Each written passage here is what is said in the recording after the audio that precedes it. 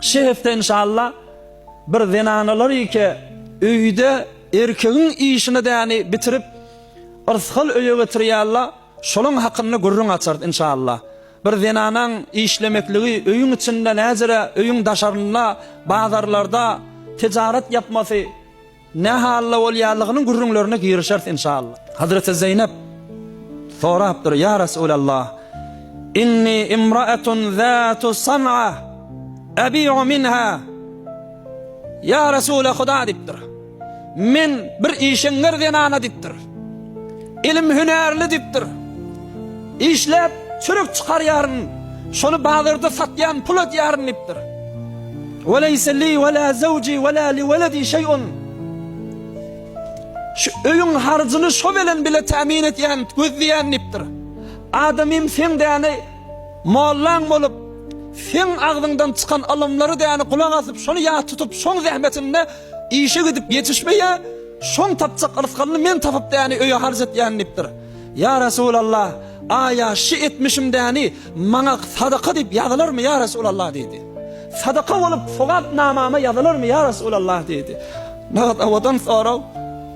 Amma ondan awadan jogaby işlenem. Peygamberimiz näme jogap berdi? Laka ajran. Laki ajran.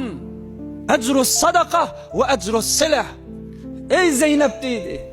Sen bir iş etýän bolsaň iki sadakaň sogabyny alýan dedi. İki sogab alýan dedi. Bir sadakaň sogabyny alýan oňa mutmain bolýdy. Beren malyň hemmesi sadaka dedi. Bir de öz çağılyňa adamyňa ýaxşylyk etýän, sile rahmet etýän dedi. İki ýerden sen sogab kazandygyň dedi. Sen sogabyň kim däli belki halkyň berýän sadakasyndan iki sogab alýan sen dedi. Bir tofor zenanalara ýürek giňlik berjegin bilýän men şu gurruňyň. Hazreti Sa'di aleyhirrahme Bustan-ı Şerif'in aýdyşýaly, zene khub fermanbere parsa, zene khub fermanbere parsa, kunet merde derviş ra padişa. Bir qawy ýaxşy zenany ki Allah'nyň we adamsynyň däni itaatynda bolup, öýüsine däni muvazibet edip öý içerini saklap goryk edip ýa, kunet merde derviş ra padişa. Bir safini, bir dervişi, bir qaribi padişah edip koyaya. Hazreti Abdullah ibn Mesud şu zinanasynyň daýawlygynyň arkasyndan ashab-ı suffa bolup mescidin eýwanynda dir salallardan bolup "Ellezî semi'a 70 suratan min femin Nebi sallallahu aleyhi ve sellem." 70 surany Kur'an-ı Kerimden hud Peygamberimiziň mübarek iki dodagyndan eşitip ýatdypdy diýär Hazreti Abdullah ibn Mesud. Kur'an özü 114 sura. Şoň 70 uzak suralarından Peygamberimizin mübarek ağızlarından, dodaklarından eşitip Hazreti Abdullah ýat tutdy diye. Kimin arkasından? Amma ýa da aýtdyk. Zenanalar işlemekligine bir näçe kawanin bar, şaraýat bar. Çürük çykarmaklygy bir ulukon iftihar, diniň bir uly begenji, amma ýöne bir çarçugyň içinde, bir şaraýatyň içinde bolmaklygy gerekli. Egun şäge öýüň harjyny gözlemek, öýüň yrzykalyny tapmak erkegiň moýundadyr, zenanaň moýunda däldir. Eger erkek gawy halatda kimi kastyny goýmany içerisini gözläp duran bolsa, biz zenanaga işlemek wezife däl. Zenanaň wezifesi öýde bitirýän wezifesi az iş däl.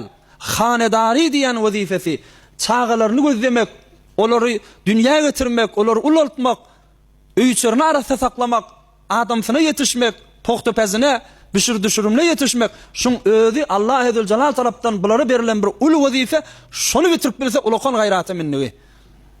Yok, yanka yetişmeyali, adamsynyň däni her illeti işläp bilmeýärligi direkli, ya işledi de yetirip bilmeýärligi direkli zenana kaptandan kömekleşjek bolsa, biz ulu sogaba gazandy. Ýöne işleýän ýeri. Eger öýünni işläp öýde iş bir hüner edip däni çörek kazanyp, çörek çykaryp bilse, oňa ýetjegi ýok. Başarsa taşary gitmän. Öýünde hünerleri bolsa, indi her näme hüneri ki bilýärsiňiz, her zamanda, her ýurtda özüne görä bir iş şagalar ba, şol işleri edip öýde çörek çykaryp bilse, oňa ýetjegi ýok. Näme dip, oglan enesiz bir lehzede durup bilýän nädir özüňiz gowulýandyrsynız.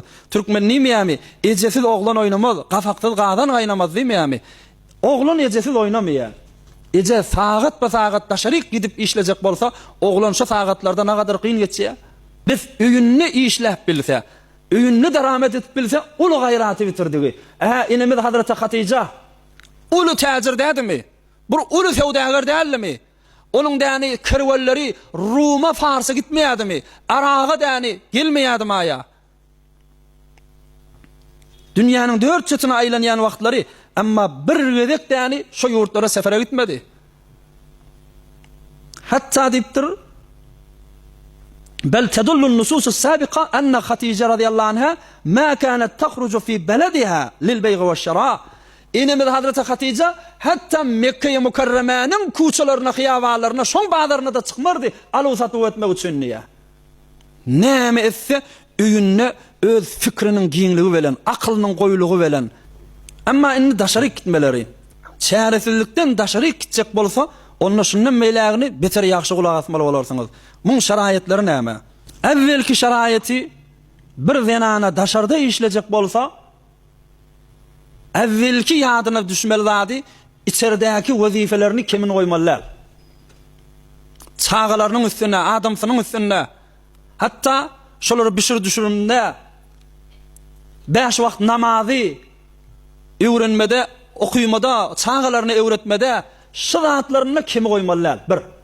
Biz wagtyny daşarda beter kän bermeliler. Bir mahdud saatlar gidip gelmeli. Täňki köp wagty içeride bolsun, içeridäki wezifelerin kim galmasyn.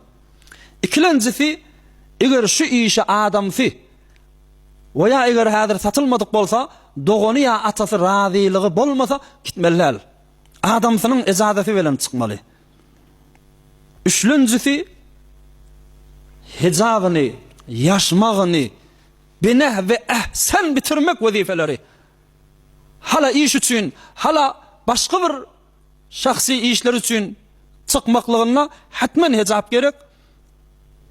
Hijabsız çykmalylar, saç kökülmeler, yüzünden başka yer görünmeler, giýiňiň maş bilen çykmagy, uzynyň maş bilen çykmagy, bir hijaby islami tanylýan eginmaşlar bilen çykmagy.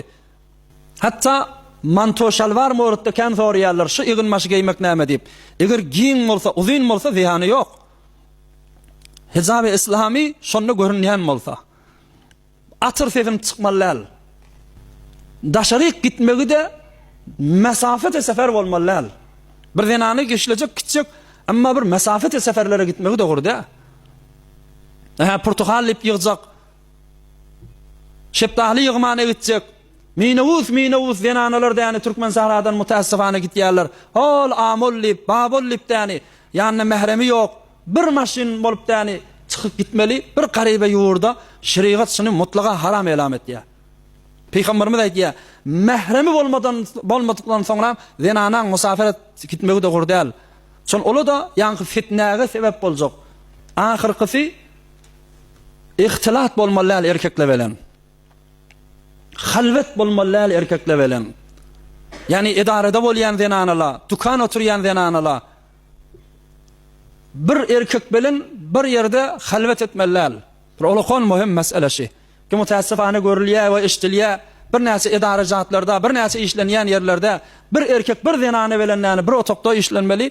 Mutassifane azbes aralarynda däni gurrunlar geçipdir, şuhylar bolupdyr.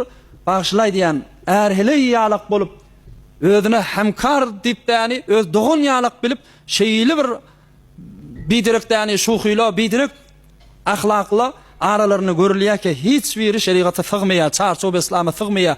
Oň üstü bilen çykýan çöregi dogry dälligini belletýär. Allah'ın bazarda oturup dursun, kafesedäki duran zatlaryň hemme jinslaryň hemmejiniň kıymatyny ezber bilip dursun. Yekan soranlaryna görä gülüp mylgyp aýdyp berip otyň. Kıymeti her kale midani keçiz, kıymeti hudra nedani ahmaqis. Ey musulmanlığın, hemme adın kıymetini bilýärdiň, amma öz kıymetin bilen ok ahmaklyk dämişi. Saat ha ve nas ha danesti, nengeri sadi to ya naşah yesti. Hemme adın kawunyň pisini bilýän, öz kawluň we ya pisliginden habaryň ýok sen. Canı cümleye elim hain est in. Canı cümle elim hain est in. Ke bedani men kiyem der yevmedin. Himme alımların başı, himme alımların cümlesişidir ki adam özüm tanıysa. Huday Taala'nın beren şerefi, Allah seni bir cevher edip yaratıptır. Ki bir sandığın içinde saklanıl ya. Allah sana seni bir morvari edip yaratıptır. Ki bir sedefin içinde, bir hicab diyen, yaşmak diyen sedefin içinde koyuptur. Huday sana bu kadar ha makamı menzilet beriptir. Ki her bir adam sataşı bilmellel, her bir adam sana il uzadı vermellel. Ki sana şeyli bir hurmatlar gail olunuptur. Sen şu hurmatları özüngde bilmeni, özüň arzan kıymete satsan, şu dünyanı ilgirmek üçün yani, bidirek hicaplardan çıkıp, bidirek şuhilara varıp yani, özüňi arzan satsan, onu utturan zenanalardan, utturan bendelerden bolarsan musulman, ayallıgon. Men sana tapşırgym, işlegin, amma işin özüňe gelişikli bolsun. İşlegin, işläňde bir mert yalak bolla, çarsu ve İslam'ın dininden çıkmani başarsan halis Hudaýyň bendegisini yapmak üçün, halal çürük çıkarmak üçün halis niyet bilen işlegin, işläniň abadat bolup ýazylar, işläniň sowap bolup ýazylar inşallah. Çarsu ve İslam'ın içinden çıkmani işlä bilsen. Allah halal ırzqallan bol bersin hemmemize inşallah.